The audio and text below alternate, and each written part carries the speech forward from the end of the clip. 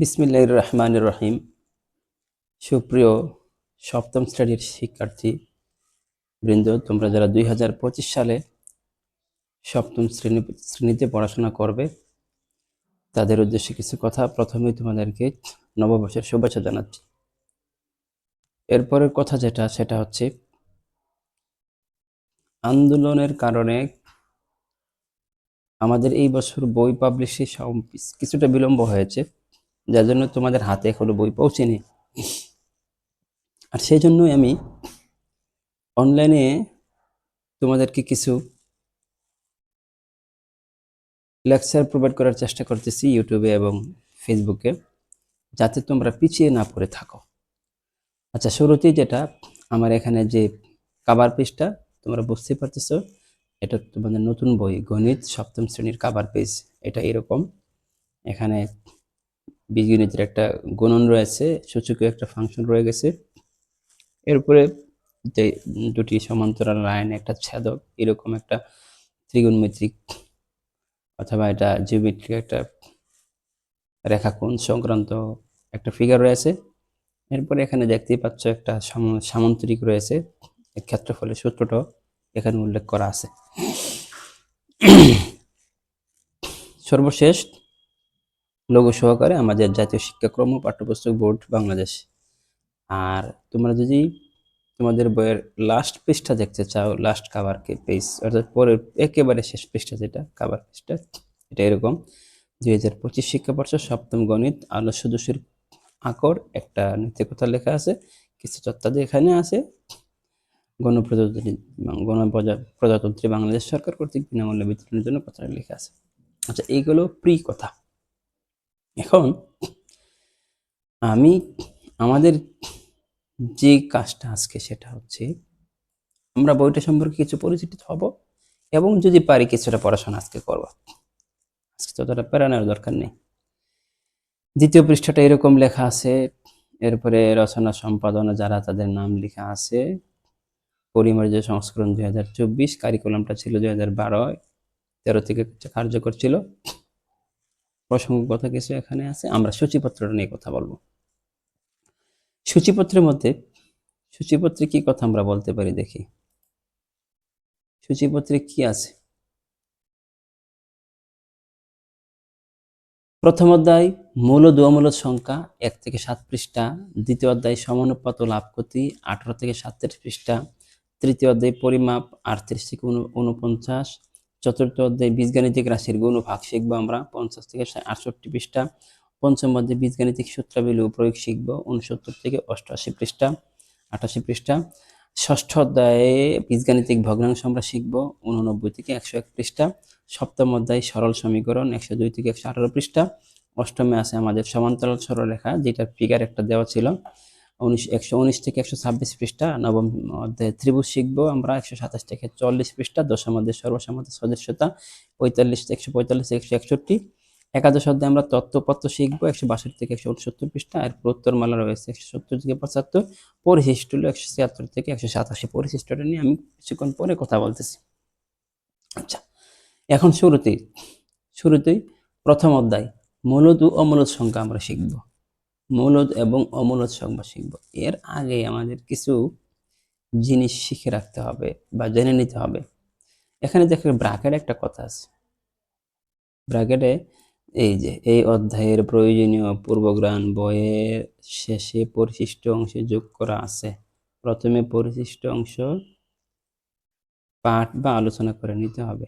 অর্থাৎ যেহেতু কারিকুলামটা কিছুটা পরিমার্জন হয়েছে, তোমরা ষষ্ঠ শ্রেণীতে যা পড়ে আসছো তার সাথে এই অধ্যায়ের কিছুটা রিলেশন ছিল না, যার জন্য তোমাদেরকে বেসিক ধারণা দেওয়ার জন্য আমাদের পরিশিষ্টটা পড়তে হবে। আর আমি আজকে মূলত পরিশিষ্টটা নিয়ে আলোচনা করব। এর আগে আমি শুধু দুটি কথা বলবো, মূলদ এবং অমূলদ সংখ্যা। মূলদ সংখ্যা এবং অমূলদ সংখ্যা কি, আমি তোমাদের দুইটি লাইনে এটা শেষ করে দিচ্ছি। মূলদ সংখ্যা তাদেরকে বলবা বা আমরা বলি যাদের লিখে, বলে কিংবা দেখে শেষ করা যায়। যদি সে পুনঃপুনিকও হয়, পুনঃপুনিকটাও কিন্তু বারবার আসে, যেমন 3.3333, এটাকে 3.3 পুনঃপুনিক দিয়ে দিলে শেষ হয়ে যায়, তার মানে এটাও মূলদ সংখ্যার মধ্যে পড়বে। আমি বিস্তারিত কথা বলবো। আর অমূলদ সংখ্যা হচ্ছে যাকে লিখে শেষ করা যায় না, অর্থাৎ দশমিকের পরে যার রিপিটেশন আসে না, কখনো লিখে শেষ করা যায় না। এটা কিভাবে হয় আমি পরে তোমাদেরকে বলতেছি। আচ্ছা, এখন আমরা যেহেতু পরিশিষ্ট পড়তে হবে, আমরা একটু পরিশিষ্টের দিকে যাই। আমাদের পূর্বগ্রামটা আমরা ওইটা আগে শেষ করে নিই, ওইটা শেষ করি আমরা আমাদের এখানে আসব। এই যে আমাদের পরিশিষ্ট, আমি তোমাদের সুবিধার্থে কিছুটা দাগিয়ে নিয়ে রাখছি। প্রথম অধ্যায়ের সংযুক্তি, যেটা বর্গ ও বর্গমূল। আমরা আগেই জেনেছি যে যে চতুর্ভুজের 4টি বাহু সমান এবং প্রতিটি কোণ সমকোণ তাকে বর্গ বলা হয়। চিত্রে 1.1.1 এই যে এটা। আর বর্গের বাহুর দৈর্ঘ্য 1 একক হলে বর্গক্ষেত্রের ক্ষেত্রফল স্কয়ার হয়। a ক্রস a এ গুণনে বর্গ একক বলা হয়। আর বিপরীতভাবে বলা যায় বর্গক্ষেত্রের ক্ষেত্রফল স্কয়ার বা a ক্রস a হলে এর প্রতিটি বাহুর দৈর্ঘ্য a একক হবে। আচ্ছা, আমি যদি সোজা কথায় বলি, যে চতুর্ভুজের 4টি বাহু থাকে, 4টি কোণ থাকে এবং প্রত্যেকটা বাহু প্রত্যেকটা কোণ সমান থাকে আমরা বর্গক্ষেত্র বলবো। যেমন এখানে মার্বেল এই পাশে 3টা, এই পাশে 3টা, প্রতি লাইনে 3টা করে। এটা হরিজেন্টাল বলো আর ভার্টিক্যাল বলো, অর্থাৎ উলম্ব বা উলম্ব বলো, আনুভূমিক বলো, সব দিকে 3টা করে আছে, একটা বর্গাকার ধারণ করছে। যেহেতু এখানে মার্বেলের সংখ্যা 3, সারিতেও 3, যেমন এই সারিতে 3 3 3, আবার এই সারিগুলোতে 3, দেখো এই সারিতে 3, এই কলামে 3, এই কলামে 3, এই কলামে 3, আবার এইদিকে সারি দেখো। আচ্ছা, যদি আমরা আবার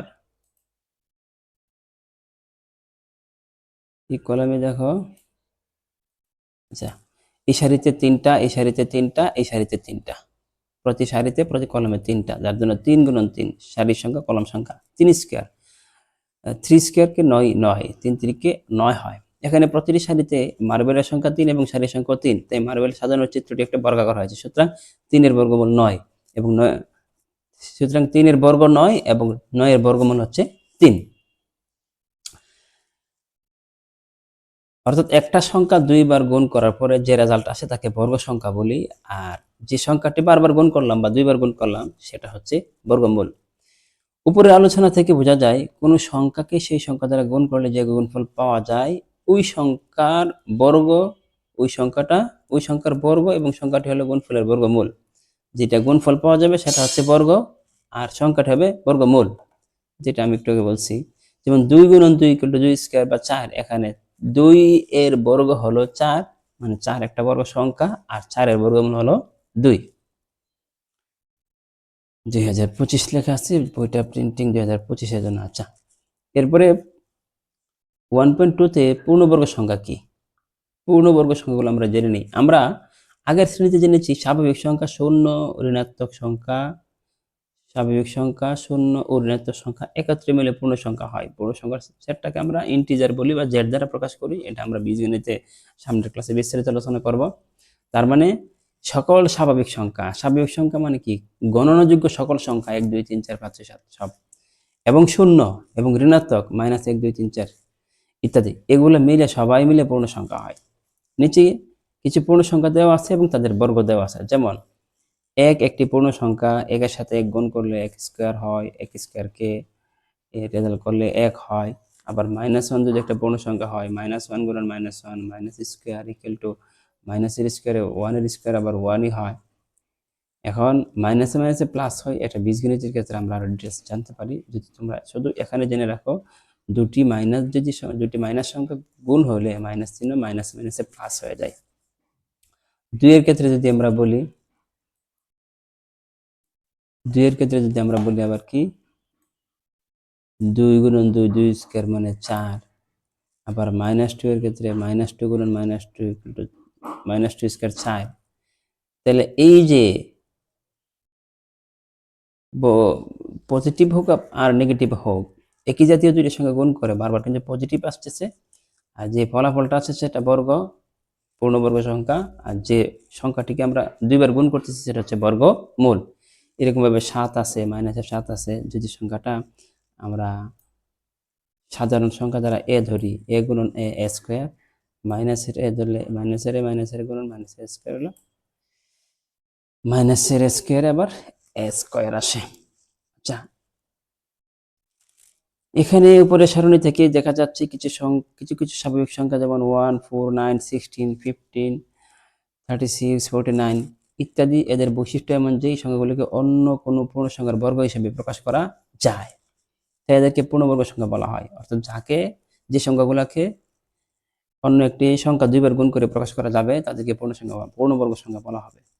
সারণী থেকে স্পষ্ট দেখা যাচ্ছে যে সকল পূর্ণবর্গ সংখ্যার বর্গ একটি স্বাভাবিক সংখ্যা, আর ওই স্বাভাবিক পূর্ণবর্গ সংখ্যার বর্গমূল একটি পূর্ণবর্গ সংখ্যা, যেমন 9 একটি পূর্ণবর্গ সংখ্যা এবং এটি একটি স্বাভাবিক সংখ্যাও, কিন্তু এর বর্গমূল হলো 3 এবং -3, যা একটি পূর্ণ সংখ্যা।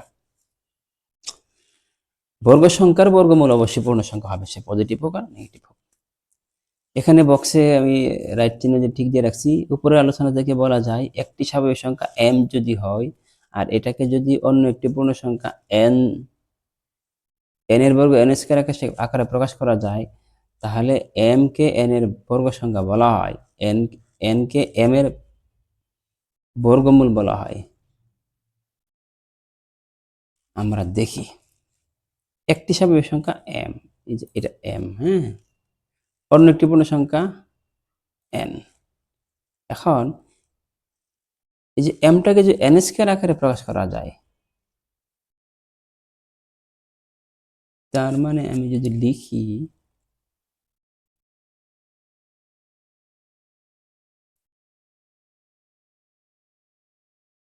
ব্যাপারটা হচ্ছে এরকম।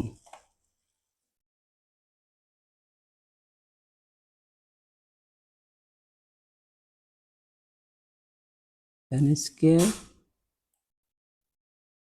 ইকুয়াল টু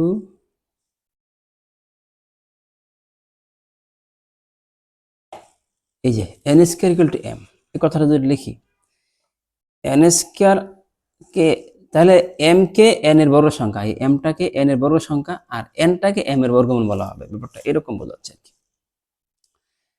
তাহলে পূর্ণবর্গ সংখ্যার বৈশিষ্ট্য নিচে সারিতে 1 থেকে 20 পর্যন্ত সংখ্যার বর্গ সংখ্যা দেওয়া আছে, খালি করে পূর্ণ করো।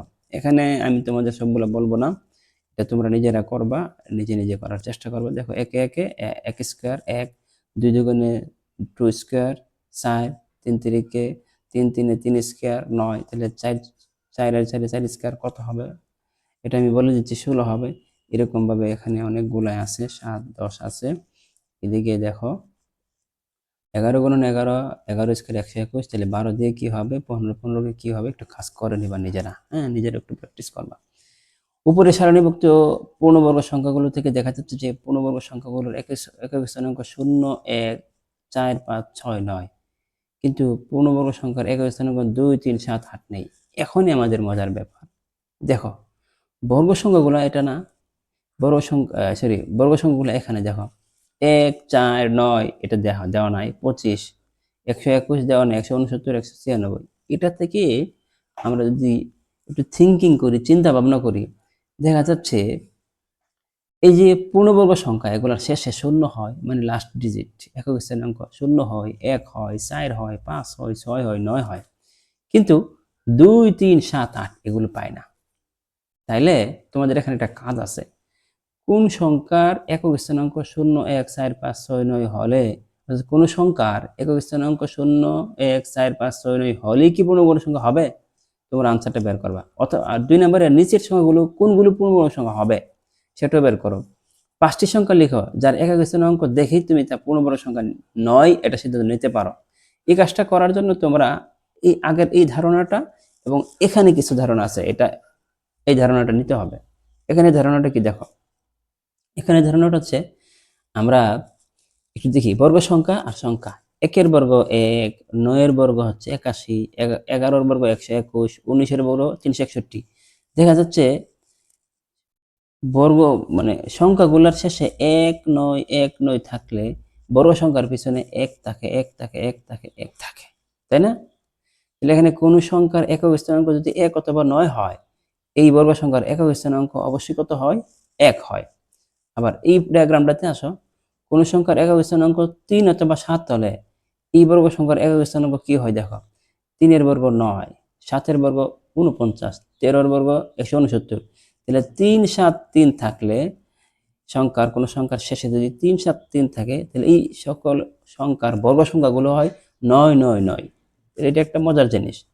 আর একটা মজার জিনিস দেখো, 4 বর্গ 16, 6 বর্গ 36, 14 বর্গ 196, 16 বর্গ 256।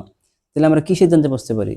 4 6, 4 6 থাকলে এই সংখ্যাগুলোর বর্গ হলে অবশ্যই 6 6 6 6 আসে।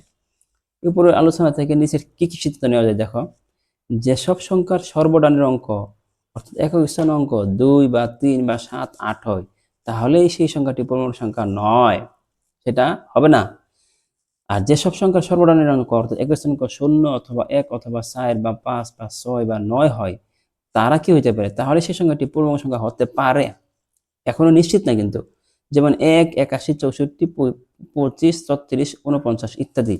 আবার নাও হতে পারে কিছু কিছু, যেমন 11 হয় না, 86 হয় না, 90 পূর্ণবর্গ সংখ্যা নয়, 35 74 199 ইত্যাদি। তিনি কি বলছে? যেসব সংখ্যার ডান দিক থেকে বিজোড় সংখ্যক শূন্য থাকে সেই সংখ্যাটি পূর্ণবর্গ সংখ্যা হতে পারে না। বিজোড় সংখ্যক শূন্য মানে শূন্য যদি জোড়া ছাড়া থাকে, যেমন এখানে জোড়া ছাড়া শূন্য, এখানে 3টা শূন্য মানে এক জোড়া হওয়ার পরে একটা অতিরিক্ত, এখানে 1 2 3 4 5টা শূন্য, 5টা শূন্য মানে 2 জোড়ার পরে অতিরিক্ত। তাহলে এইগুলা বিজোড় শূন্য থাকলেও পূর্ণবর্গ সংখ্যা হবে না। যেসব সংখ্যার ডান দিক থেকে জোড় সংখ্যক শূন্য থাকবে সেগুলা পূর্ণবর্গ সংখ্যা হতে পারে।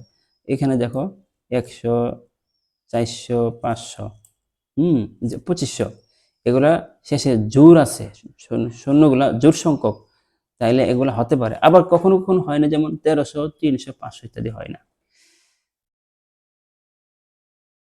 তাইলে কাজ, সারণী থেকে পূর্ণবর্গ সংখ্যার একক স্থানে অঙ্কে 4 রয়েছে এরূপ সংখ্যার জন্য নিয়ম তৈরি করতে তুমি করতে পরিণতি পারো। নিচের সংখ্যাগুলো মধ্য থেকে পূর্ণবর্গ সংখ্যাটির একক স্থান অঙ্কটি কত হবে? তুমি এখানে দেখে নিও তো, এই যে এই সংখ্যাগুলো আছে পূর্ণবর্গ সংখ্যা, এগুলার যদি যে সংখ্যাগুলোর মধ্যে থেকে পূর্ণবর্গ সংখ্যাটির একক স্থানে এই যে 1273 1426 13,645, এই সংখ্যাগুলার পূর্ণবর্গ সংখ্যাটির একক স্থান অঙ্কটা কত হবে? এটাও তোমার একটা কাজ রইল।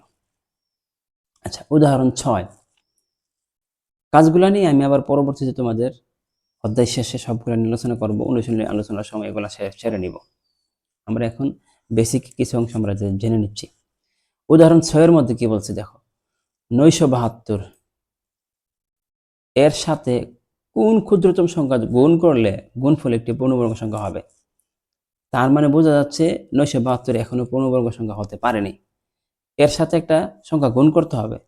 বিভিন্ন সংখ্যা গুণ করলে কিন্তু পূর্ণবর্গ হয়, কিন্তু তোমাকে বলছে কমপক্ষে ছোট কোনটা, অর্থাৎ ক্ষুদ্রতমটা, যে এর কমে গুণ করলে আর পূর্ণবর্গ সংখ্যা হবে না, ওই সংখ্যাটা আমাদের বের করতে হবে। এই কাজগুলো আসলে একেবারে ইজি। আমরা প্রথমে এটাকে মৌলিক উৎপাদকে বিশ্লেষণ করব। মৌলিক উৎপাদকের বিশ্লেষণটা আমরা এইভাবে এখানে করতে পারি যে 972কে প্রথমে 2 দ্বারা ভাগ দিলে 486 হয়, তাকে আবার 2 দ্বারা ভাগ দিলে 243 হয়, তাকে 3 দ্বারা ভাগ দিলে 2 দ্বারা যাচ্ছে না, কি জন্য 3 দ্বারা 81 হয়, 81কে 3 দ্বারা দিলে 27 হয়, 27কে 3 দ্বারা ভাগ দিলে 9 হয়, 9কে 3 দ্বারা ভাগ দিলে 3 হয়। এই হচ্ছে আমার ভাগাভাগি শেষ। 3-এর পরে আর তো 3কে তো আর কোনো কিছু দ্বারা ভাগ করা যায় না। তাহলে আমরা দেখো আমি হাইলাইট করে রাখছি, 972কে লিখতে পারি 2 গুণন 2 গুণন 3 গুণন 3 গুণন 3 গুণন 3 গুণন 3। এখন আমি ব্র্যাকেট দিয়ে জোড়া বানাইছি কেন? যায় এই 2 2 এক জোড়া, 3 3 এক জোড়া, এই 3 3 এক জোড়া, আর এখানে 3 রয়েছে জোড়াবিহীন।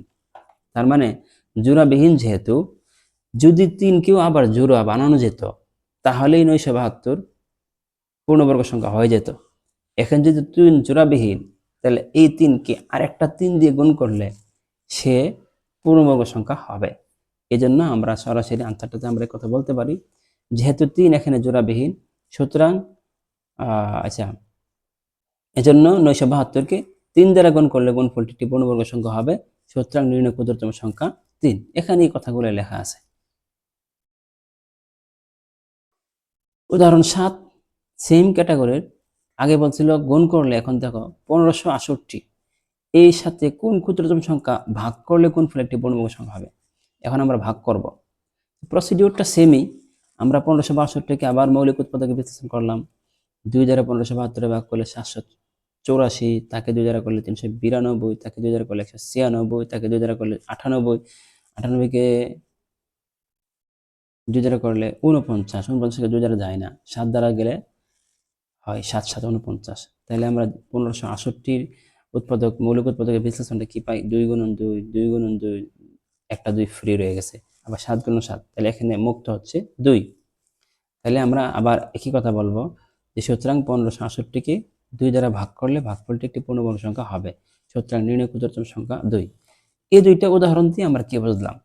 মৌলিক উৎপাদক করার পরে, মৌলিক উৎপাদককে বিশ্লেষণ করার পরে যেটা জোড়া ছাড়া থাকবে এটা দিয়ে গুণ করলেও ওই সংখ্যাটা পূর্ণবর্গ সংখ্যা হবে, অথবা ওইটা দিয়ে ভাগ করলেও পূর্ণবর্গ সংখ্যা হবে। অর্থাৎ পূর্ণবর্গ বানাইতে গেলে যে জোড়াবিহীন সংখ্যাটা এটা দ্বারা গুণ করলে হবে, ভাগ করলে হবে। এখন তোমাকে কি চাচ্ছে, প্রশ্ন করো তোমার কাছে কি চাই। যদি গুণ করতে হয় তাহলে বলে এত দ্বারা গুণ করলে, ভাগ কর, যদি বলে ভাগ করতে চাই তাহলে ভাগ করলে। এই ছিল আজকের কথা। তাহলে পরবর্তীতে কোনো একটা লেকচারে আমরা আবার আসবো। তোমাদের কাছ থেকে বিদায় নিছি। আল্লাহ হাফেজ।